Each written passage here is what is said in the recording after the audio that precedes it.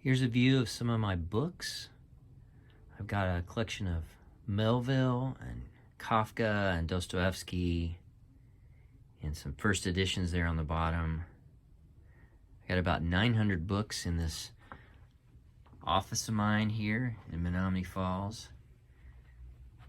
And my prized possessions are down here. The Teilhard de Chardin first edition collection from the library of Charles Ashanin. These are all books that I got from Charles before he passed away, and I'm very proud of them.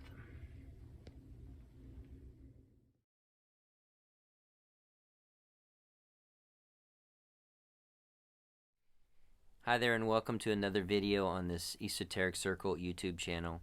Pete Haskins here. I want to talk to you about Pierre Teilhard de Chardin. It's this guy right here on the front of this book, a biography by Cuno. And this guy, Teilhard de Chardin, was Charles Ashanin's favorite theologian. And he told me once that Teilhard's theology and his philosophy and his cosmology was the future, that his line of thinking was in line with the ages, and that if I wanted to really be in touch with what's going on, and if I wanted to be connected with the spiritual masters, that I needed to be continuing to study Teilhard. And I ended up purchasing Charles Ashanin's full library of about 20, 25 books, and they're all basically all of them are first editions.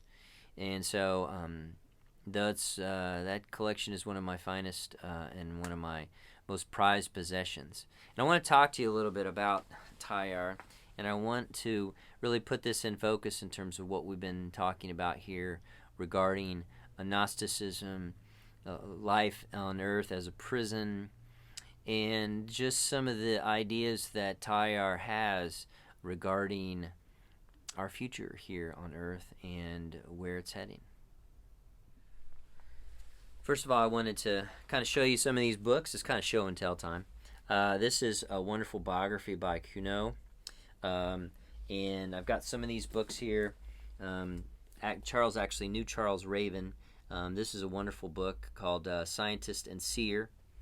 And then some of Teilhard's great works, and again, these are all published after he passed away, almost like a Kafka scenario here, where he really only published a few things in his lifetime, Kafka did, and left all of his writings, and Teilhard did the same.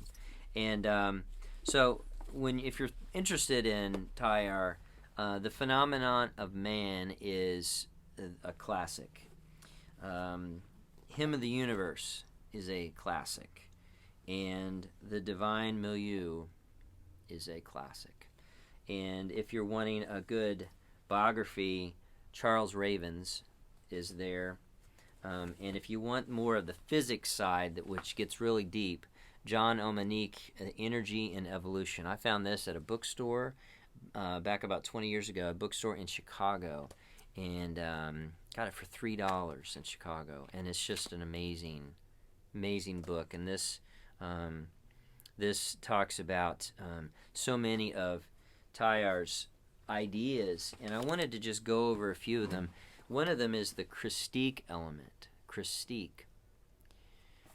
The Christique element is very similar to the magnetic center that the Fourth Way talks about, and Ouspensky and Gurdjieff, as Charles called him, Gurdjieff instead of Gurdjieff, and Moraviev. This magnetic center, this element that is within all of us, and the Gospel of John calls it Logos, the Logos that is within all of us. And Teilhard called it the Christique element. And it is this Christique element which is the element within us that is constantly evolving. And it is that which is awakened within us, like Christ awakened in the storm in that story, where we have to awaken Christ within us. But for Teilhard, it goes way, way deeper than that.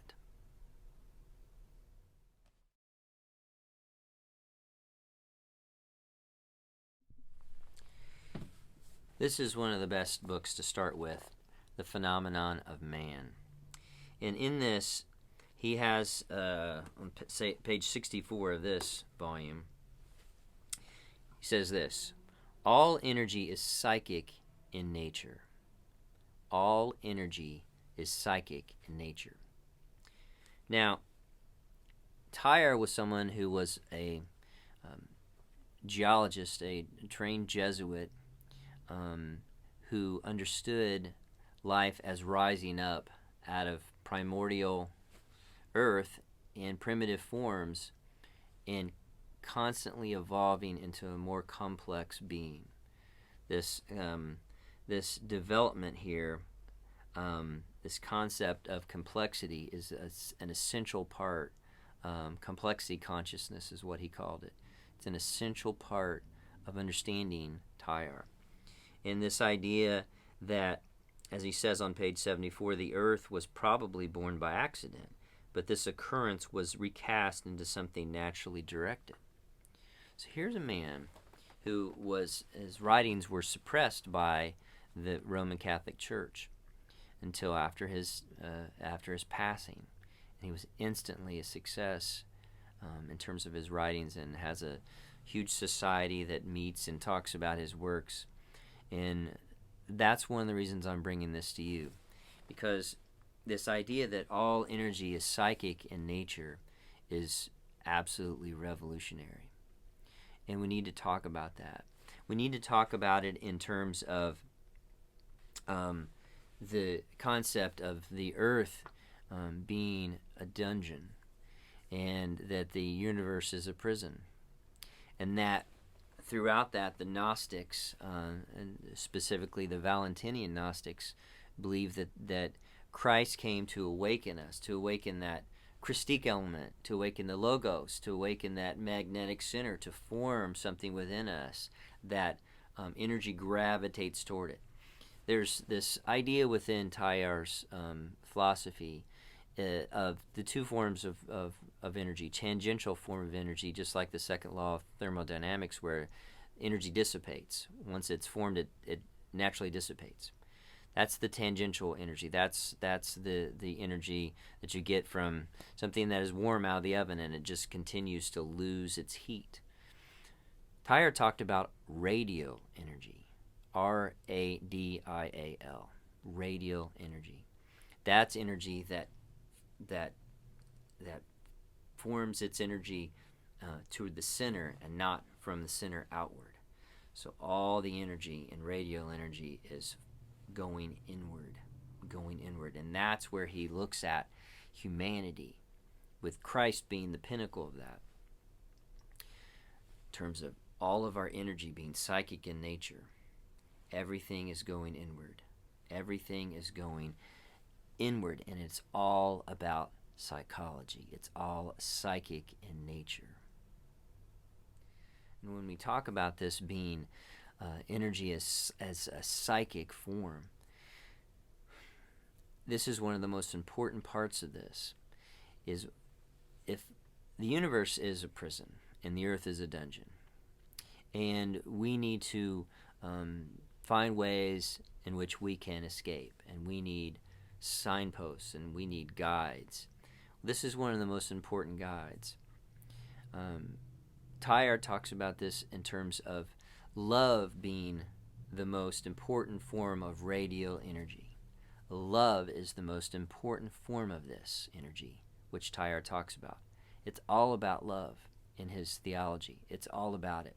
This is some of the most complex and difficult reading you'll find, but it is some of the most rewarding. And I invite you into this life of this scientist and mystic known as Pierre Teilhard de Chardin, and want to continue to talk about this. But this is why we need to have this voiced, especially on this channel. Remember that it all comes down to love.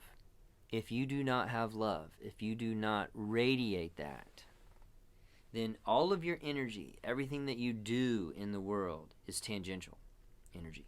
It just dissipates. Everything just goes away from you, including your concept of time, including your concept of where did the time go? I can't believe I'm 53 years old and my kids are starting to graduate from college, and everything starts to go away from you. We need energy in our life based on love so that we can gather the energy inward, the motion toward that, so that we are not ruled by these laws of the universe. We need to be involved in something which allows us to gain energy within this universe. That's the concept of love, and that is the concept that Christ heralded with the Beatitudes and the blessedness of being able to sacrifice for others, being able to accept the suffering that we have on this earth, being able to realize that the escape from this dungeon is all about being able to navigate this escape, that it must be ruled by love itself, because love is an energy. This phenomenon of man is absolutely essential reading for some of you. He talks about evolution. This is just an amazing part, and as we have so much discussion about this in terms of conservative Christian obsession with it. And here is Teilhard saying it's obvious that evolution is a part of our existence, that we evolved. We're evolving now. But this evolution is not affected by external forces, he writes, but of psychology. He says this: no size in the world can go on increasing without sooner or later reaching a critical point involving some change of state. Life is the rise of consciousness. This is just amazing stuff, because really this is what it's all about. So all this meditation and all this theology and all this reading and all of my books, I've got all these books, blah, blah, blah. It's all about evolution. It's all about us advancing in terms of our consciousness. It's all about you advancing in your level of consciousness. And the way we do that is we break down our ego, right? We recognize that we are just a collection of desires and wants and physical needs. And when we can rise above that through meditation and through observation of this machine that we are, this is where Ouspensky and Gurdjieff come in, because that's what they saw. They saw, Ouspensky especially saw himself as just a bunch of levers and pulleys. He realized he was a machine. He's just going through life as a machine. And that's not the way to do it. We need to observe ourselves and realize that rising above this level of primitive man, and rising above this, as Charles would say, if we don't have increase in consciousness, we are just crawling creatures, living our life, wasting our time, and just passing away with no future to the next life. If you are interested in evolving to the next life, if you're interested in a heaven, you have to be able to develop higher forms of consciousness while you're here on this planet, while you're in this dungeon. You have to advance, and that is the mystery, and that is our future. Blessings to you.